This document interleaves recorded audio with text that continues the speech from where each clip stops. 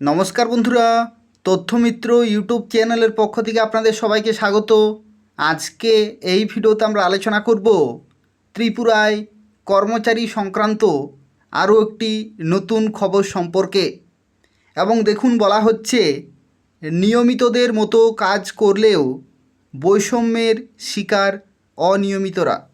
অর্থাৎ ত্রিপুরাতে অনিয়মিত কর্মচারীরা তারা কিন্তু বিভিন্ন দিক থেকে বঞ্চিত হচ্ছেন।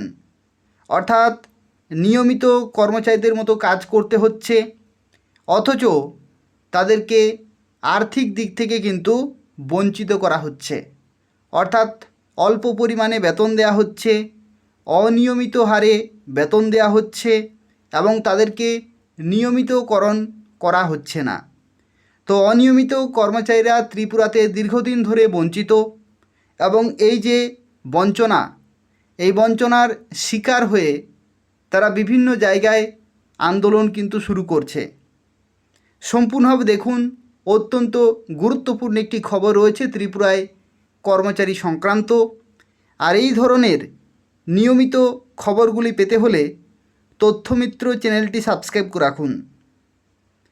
তো দেখুন, অনিয়মিত কর্মচারীদের নিয়মিতকরণ, ডিএ বৃদ্ধির সঙ্গে সামঞ্জস্য রেখে বেতন বৃদ্ধি এবং সমকাজে সমবেতনের দাবিতে ত্রিপুরা সরকারি কর্মচারী সমিতির ডাকে রাজ্যভিত্তিক এক কনভেনশন অনুষ্ঠিত হয়েছে।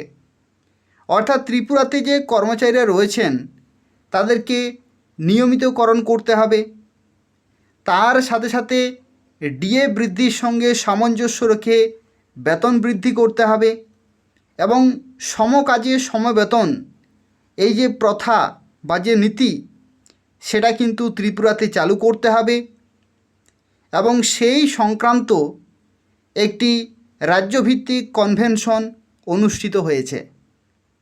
এই কনভেনশনে রাজ্যের বিভিন্ন প্রান্ত থেকে scheme worker, fixed pay, contractual সহ নানা শ্রেণীর অনিয়মিত কর্মচারীরা কিন্তু অংশগ্রহণ করেন। কনভেনশনে বক্তারা জানান, এক সময় অনিয়মিত কর্মচারীদের প্রতি রাজ্য সরকারের সহানুভূতিশীল মনোভাব ছিল এবং নির্দিষ্ট সময় পর তাদের নিয়মিত করা হতো। কিন্তু বর্তমান সময়ে সেই প্রক্রিয়া প্রায় বন্ধ হয়ে গেছে।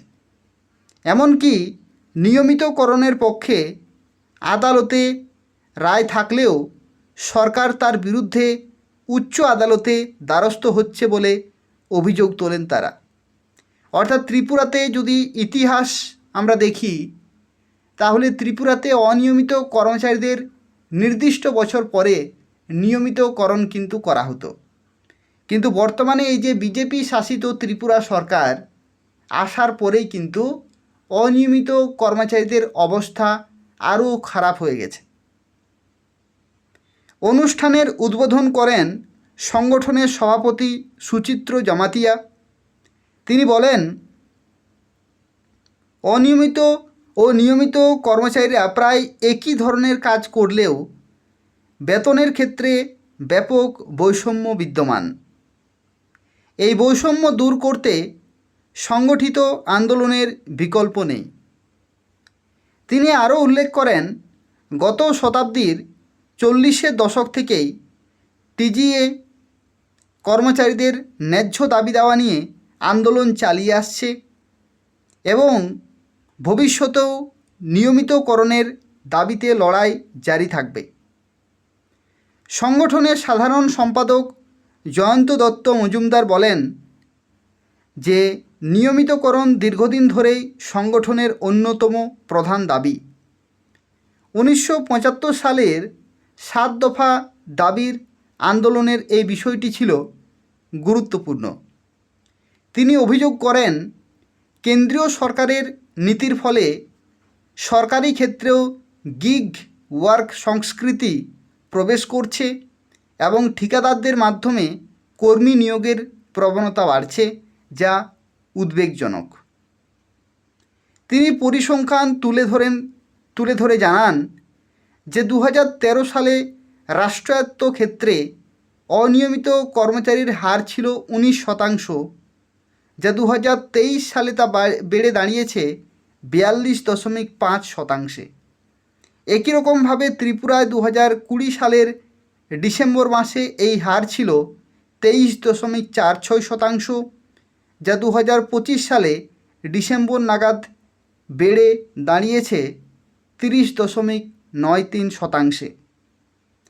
কনভেনশনে 5 জন প্রতিনিধি তাদের অভিজ্ঞতা তুলে ধরেন। সভা পরিচালনা করেন ধীমান চক্রবর্তী, অপর্ণা বসু, রবীন্দ্র মালাকার। অর্থাৎ ত্রিপুরাতে অনিয়মিত কর্মচারীরা তারা কিন্তু দীর্ঘদিন ধরে বঞ্চিত হয়ে আসছেন। অথচ বিজেপি শাসিত ত্রিপুরা সরকার বহু প্রতিশ্রুতি দিয়েছিল ক্ষমতায় আসার আগে। শুধুমাত্র যে ত্রিপুরাতেই নয়, বিজেপি সরকার ভারতবর্ষে যে সমস্ত রাজ্যগুলিতে রয়েছে সেই রাজ্যগুলিতেও কিন্তু বিভিন্ন প্রতিশ্রুতি দেয়, কিন্তু সেই সমস্ত প্রতিশ্রুতিগুলির আদৌ বাস্তবায়িত হয় কি না সেটা কিন্তু জানেন সেই সমস্ত রাজ্যের কর্মচারীরাই। ত্রিপুরাতে আমরা দেখেছি যে ক্ষমতায় আসার আগে নিয়মিতকরণ করা হবে, 10,323 চাকরিচ্যুতদের ব্যবস্থা গ্রহণ করা হবে, কেন্দ্রীয় হারে ডিএডিআর প্রদান করা হবে, বছরে 50,000 কর্মসংস্থান হবে। এই যে সমস্ত অলৌকিক এক একটি প্রতিশ্রুতি, এই প্রতিশ্রুতিগুলির বাস্তবায়ন কিন্তু ত্রিপুরাতে কোনোদিনও হয়নি এবং ভবিষ্যতে হবে না। অথচ প্রতিশ্রুতি দিয়ে ভোট কিন্তু নিয়ে নেয় মানুষের কাছ থেকে। তো প্রত্যেকটা কর্মচারী থেকে শুরু করে সাধারণ জনগণ প্রত্যেকেই বুঝেছেন, এবং যার প্রতিক্রিয়া আমরা কিন্তু এডিসি নির্বাচনেও দেখেছি। এডিসি নির্বাচনে আমরা দেখেছি যে 28টি আসনের মধ্যে মাত্র 4টি, এবং যে 4টিতে বিজেপি জিতেছে সেগুলোর খুব একটা বেশি কিন্তু ব্যবধান নেই, অর্থাৎ কিছু সংখ্যক ভোটে জিতেছে। তো প্রত্যেকটা জনগণ, প্রত্যেকটা কর্মচারী, প্রত্যেকটা মানুষ সবাই কিন্তু ধীরে ধীরে বুঝতে পারছে যে প্রতিশ্রুতি দিলেই কিন্তু হবে না। প্রতিশ্রুতি সেটা হচ্ছে ভবিষ্যৎবাণী, কিন্তু গত বছরগুলিতে সেই সরকার কি করেছে যে রেজাল্ট, সেটাও কিন্তু সাধারণ জনগণ দেখতে চায়। তো যে সমস্ত প্রতিশ্রুতিগুলি গত দেয়া ছিল সেই প্রতিশ্রুতিগুলি আদৌ বাস্তবায়িত হয়েছে কিনা সেটা কিন্তু মানুষ বুঝতে পারছে। তো সেক্ষেত্রে তাদের যে প্রতিক্রিয়া, তাদের যে জবাব, সেটা কিন্তু ভোট বাক্সেই দেবে। অনিয়মিত কর্মচারীদের এই যে বৈষম্যের শিকার, তারা সমান পরিমাণ কাজ করছে রেগুলার কর্মচারীদের মতোই, অথচ অসমান বেতন, আর্থিক দিক থেকে বঞ্চনা, এই যে বঞ্চনার শিকার হচ্ছে কর্মচারীরা, এই বঞ্চনার শিকারের কিন্তু জবাব দেবে প্রত্যেকটা কর্মচারী ভোট বাক্সে। তো বর্তমান সরকারকে ভাবতে হবে যাতে প্রত্যেকটা স্তরের কর্মচারীরা খুশি থাকেন, যাতে তারা প্রাপ্য যেটুকু তাদের পাওনা সেটা যাতে সঠিক সময়ে পায়, তার জন্য কিন্তু গুরুত্ব দিতেই হবে। না হলে সরকারকে টিকিয়ে রাখা কিন্তু অসম্ভব। তাই হচ্ছে অত্যন্ত গুরুত্বপূর্ণ একটি খবর। আর এই ধরনের খবরগুলি নিয়মিত পেতে হলে এই তথ্যমিত্র চ্যানেলটি সাবস্ক্রাইব করে রাখুন। এই তথ্যমিত্র চ্যানেল থেকে ত্রিপুরায় কর্মচারী সংক্রান্ত গুরুত্বপূর্ণ খবরগুলি সময় মতো পেয়ে যাবেন। ধন্যবাদ।